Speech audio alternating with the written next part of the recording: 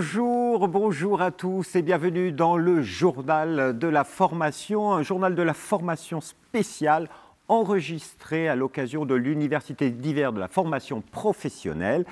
L'occasion pour nous de vous faire découvrir tous ces acteurs qui interviennent dans le domaine de la formation, de l'orientation et de l'emploi. Avec nous tout de suite, Alexis Ekiniemi. Bonjour. Bonjour. Vous êtes chercheur en économie comportementale. Vous êtes responsable de la branche Diagorient Analytics.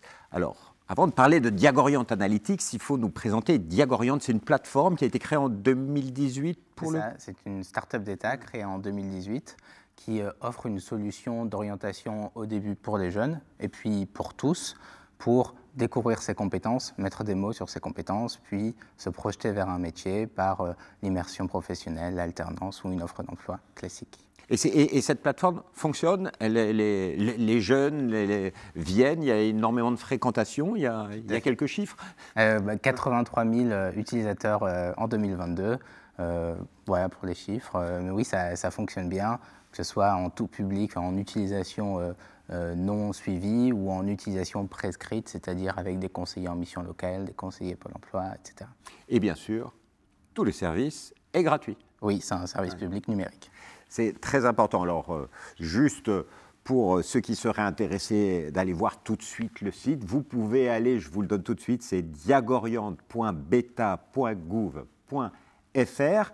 Mais quand on parle de start-up, on dit évolution permanente. Et aujourd'hui, il y a une nouvelle branche, c'est Diagorient Analytics. Et là, vous mettez en place de nouveaux services qui, là, vont intéresser d'autres personnes qui nous écoutent. Oui, tout à fait. L'idée de Diagorient a permis de collecter énormément de données et de se rendre compte qu'il y a des trous entre les différents référentiels de compétences. Ce n'est pas évident de se projeter d'un diplôme à un autre diplôme ou de se reconvertir à partir de ces compétences. Et à partir de ces constats-là, on a mis en place Diagorient Analytics pour faciliter les mobilités professionnelles. Et donc, on offre 3 types de services. Un service pour les usagers, pour le grand public, qui permet de choisir sa formation à partir de ses compétences. Donc, comme dans Diagorient, on entre ses compétences et on a un ensemble de propositions de formation et ensuite, on peut se projeter comme sur mon compte formation, sur une formation. Pour les entreprises, c'est la même chose, mais avec tout ce qui est particulier dans une entreprise, c'est-à-dire les référentiels de compétences particuliers, les offres particulières en mobilité interne, etc. Donc, je comprends très bien pour le grand public. Je suis en période de transition, je cherche ce qui pourrait me correspondre. Et là, avec ce nouveau service, je comprends la solution. Pour l'entreprise qui vient sur Diagorient Analytics, qu'est-ce qu'elle va trouver comme service très exactement ? Mais il y a plusieurs sortes de services, c'est-à-dire dans les transitions qu'on traverse, on a des métiers qui évoluent, les compétences comprises dans les métiers changent sinon de jour en jour, de mois en mois, et c'est difficile et c'est très chronophage de construire des référentiels de compétences et d'accompagner au mieux ses collaborateurs sur leur évolution de carrière. Donc on permet ça grâce à l'ouverture et l'accès gratuit à la donnée publique et à la donnée agglomérée de toutes les personnes qui participent à la dynamique. C'est aussi un chantier commun où tout le monde participe à capitaliser de l'information compétence. C'est-à-dire, qui sont vos partenaires? Parce qu'on parle beaucoup, et c'est le thème d'ailleurs de ces universités d'hiver, c'est ensemble. Comment accompagner les transitions? Là, vous mettez en place un travail de partage de données entre tous les partenaires. C'est ouvert à tous.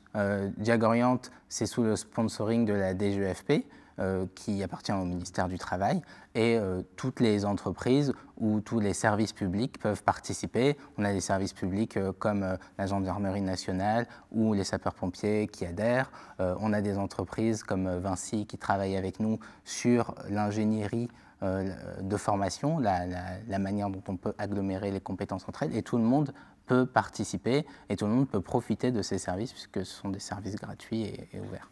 Donc, les publics en transition professionnelle, les entreprises et derniers services de... Et le chapeau au-dessus de tout ça, c'est la puissance publique, les OPCO, les ministères, les branches professionnelles aussi, qui peuvent regarder ce qui ressort des applications pour piloter la transformation de leur branche. C'est-à-dire qu'on voit en direct comment évoluent les métiers, on peut suivre le verdissement des compétences, ou on peut suivre l'évolution en termes de compétences numériques des métiers de certaines branches, et ça permet de mieux piloter les budgets de formation, de concentrer ces coûts d'observatoire des compétences sur des choses plus chronophages, où la donnée n'est pas accessible ou pas publique, parce que c'est dommage de se lancer dans des grands chantiers en payant très cher de la donnée qui est publique et qui est là. Donc là, on permet de prendre des raccourcis et de faciliter les choses. Donc finalement, c'est enfin un vrai service public autour de la donnée, autour de la formation et des compétences, avec Diagoriante, diagoriante.beta.gouv.fr. Juste pour terminer, vous êtes chercheur en économie comportementale. Pour vous, en tant que chercheur, c'est quoi les grands enjeux ou l'enjeu, le grand défi qui attend le secteur de la formation et de l'emploi dans les années qui viennent? Je ne suis peut-être pas objectif parce que c'est les défis d'ampleur que je perçois sont ceux qu'on essaye d'adresser, mais c'est que tout le monde contribue pour capitaliser un maximum d'informations et qu'on puisse prendre des décisions beaucoup plus rapidement et beaucoup plus efficacement, comme le font déjà d'autres pays, et qu'on reste compétitif sur les mobilités entre branches, tout simplement. Monsieur Akinyemi, merci infiniment. Merci à vous.